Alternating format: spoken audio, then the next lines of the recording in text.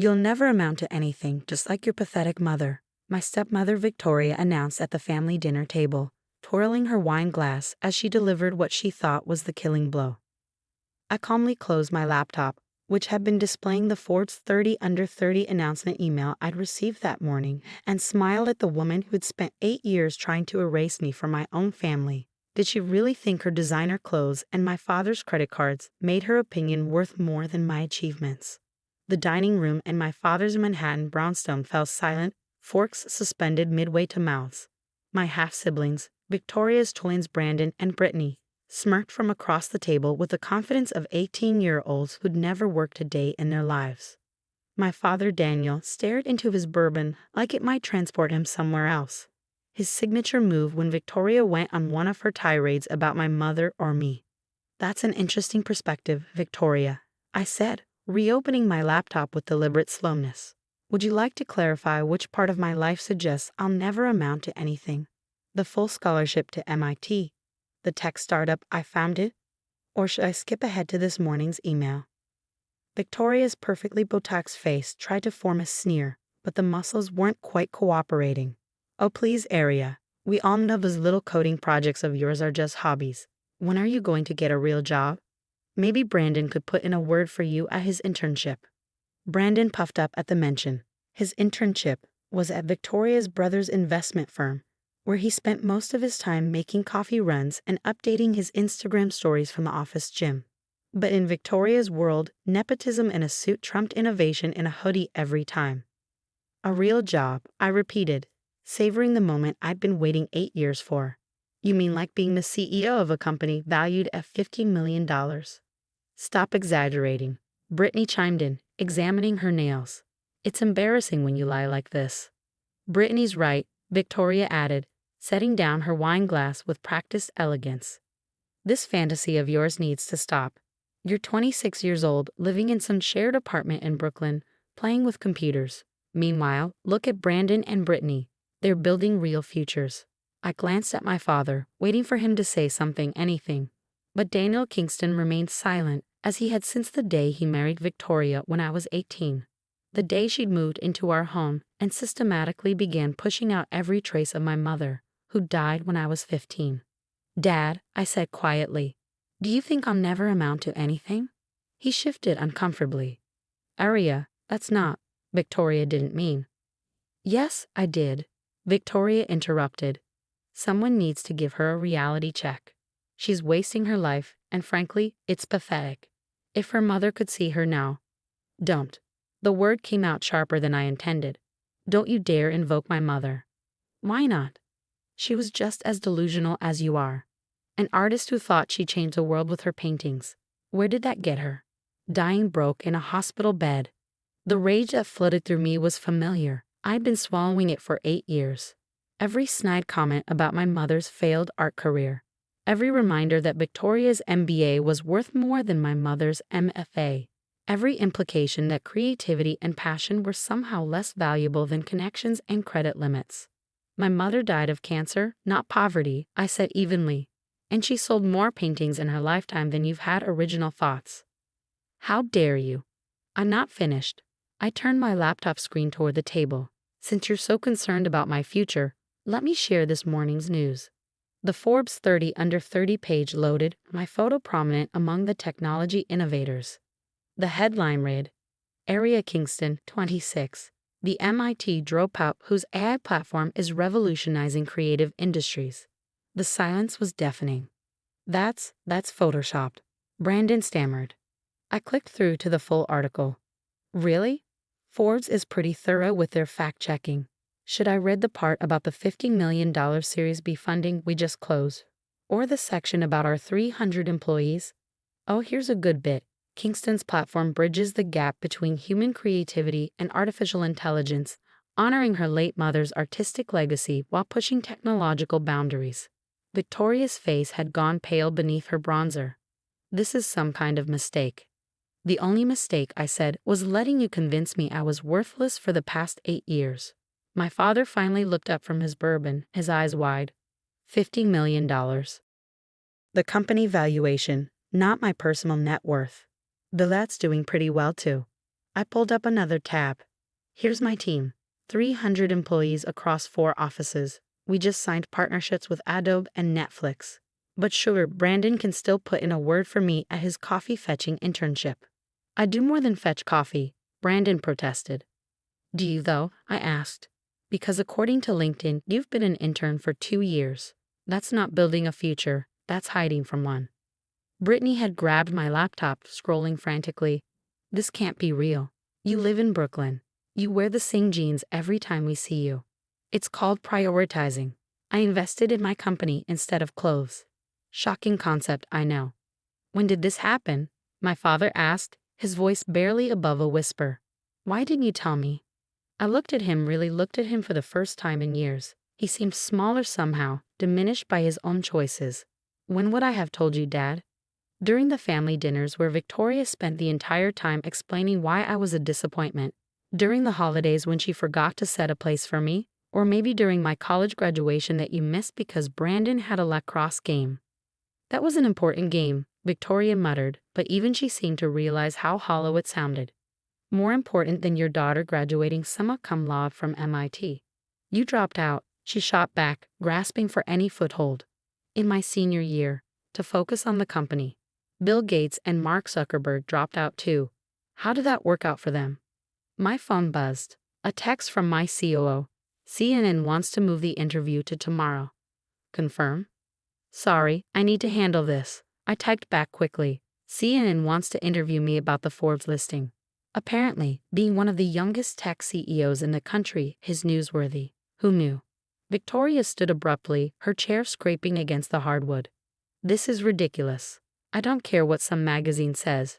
You're still the same ungrateful girl, whoa. Who what? I stood too, matching her height in my beat-up Converse. Who refused to call you Mom, who wouldn't let you auction off my mother's paintings, who insisted on keeping her last name professionally? Guilty on all counts. Those paintings were worthless.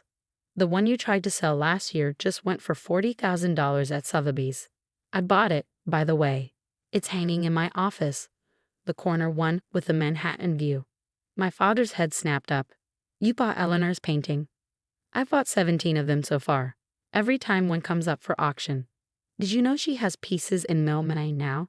They're doing a retrospective next year. Eleanor Rivera, The Bridge Between Traditional and Digital Art. I'm sponsoring it. Tears were forming in his eyes. Ellie would have been so proud of you. She was proud of me, I corrected. She told me every day. She's the one who taught me that creativity and technology didn't have to be enemies. That's literally the foundation of my entire company. Your mother was a dreamer, Victoria spat. Look where it got her.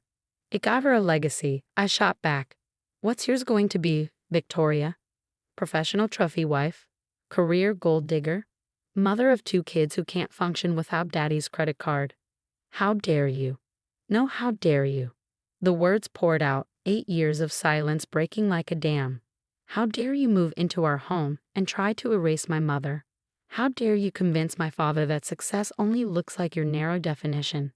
How dare you spend nearly a decade telling me I'm worthless while contributing nothing to the world but consumption and criticism?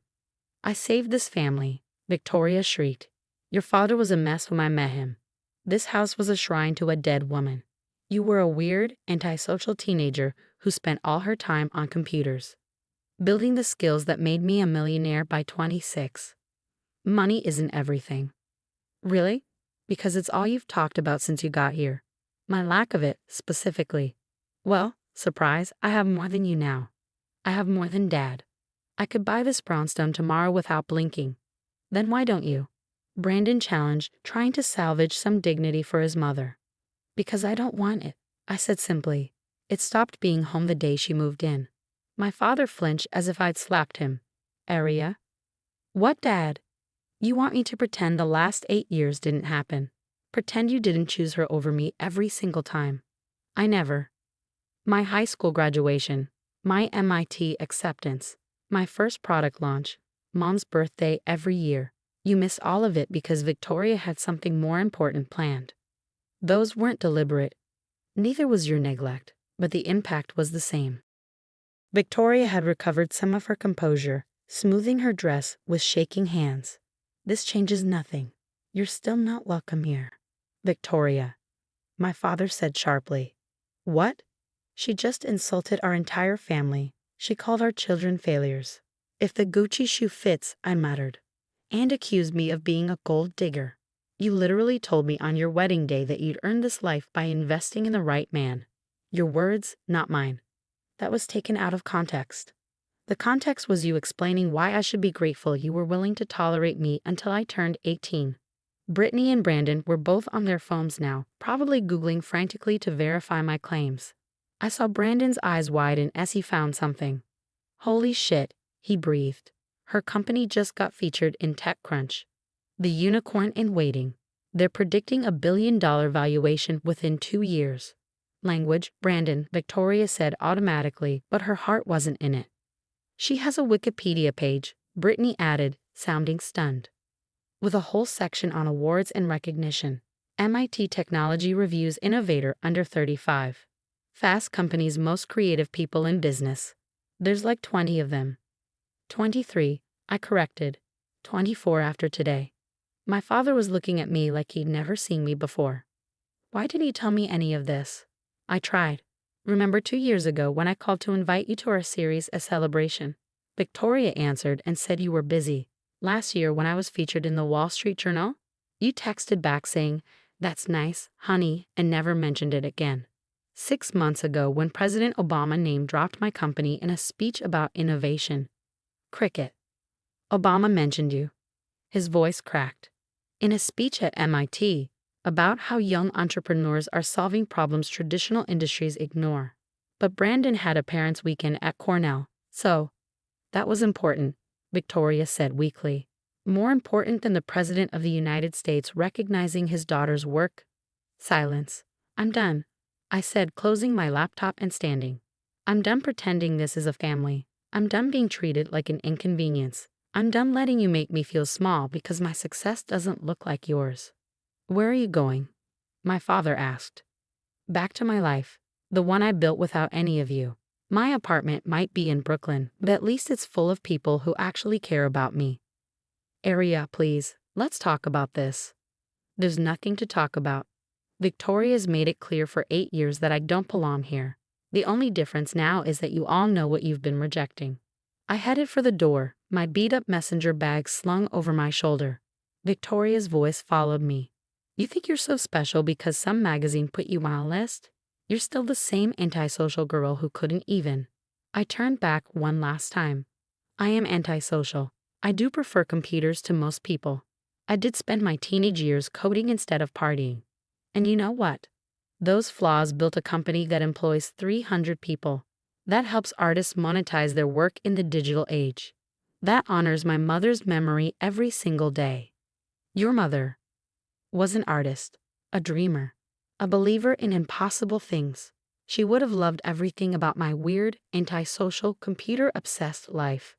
Because she understood something you never will. Success isn't about fitting into someone else's mold. It's about breaking it entirely. My father stood up. Aria, wait. Please, we need to fix this. No, Dad, you need to fix this. I'm done trying to earn a place at a table that was never set for me. As I walked out, I heard Brandon whisper to Brittany, "Do you think she'd give me a job?" "Are you kidding?" Victoria hissed. "We don't need her charity." "Mom," Brittany said quietly, "she could buy and sell us." "That's not charity, that's connection." I didn't stay to hear Victoria's response. But as I stood on the brownstone steps, calling an Uber to take me back to my Brooklyn apartment, my beautiful hard-won apartment with its view of the bridge and walls covered in my mother's paintings, my phone lit up with messages. My CFO, congratulations on Forbes. Champagne's chilling for tomorrow. My best friend, FORBES 30 under 30. I'm screaming. Your mom would be so proud. My team, we saw the announcement. You deserve this. And then, unexpectedly, a text from an unknown number. "This is Brittany. I'm sorry. For all of it, you were right. We never gave you a chance. Would you maybe consider coffee sometime? I'd like to know my sister, the real one." I stared at the message for a long moment before typing back. Coffee sounds good, but I picked the place. And it's in Brooklyn. Deal? An area? Congratulations. You've amounted to everything. As my Uber pulled up, I took one last look at the brownstone. Through the dining room window, I could see my father gesturing animatedly while Victoria sat rigid in her chair.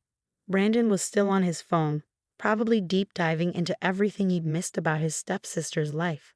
They'd spend the rest of the night dissecting what had just happened. Victoria would spin it to make herself the victim. My father would wrestle with his guilt.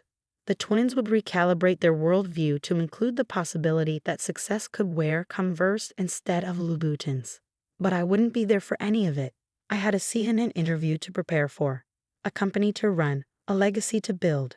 And for the first time in 8 years, I was perfectly fine with being exactly who my stepmother said I'd never be something.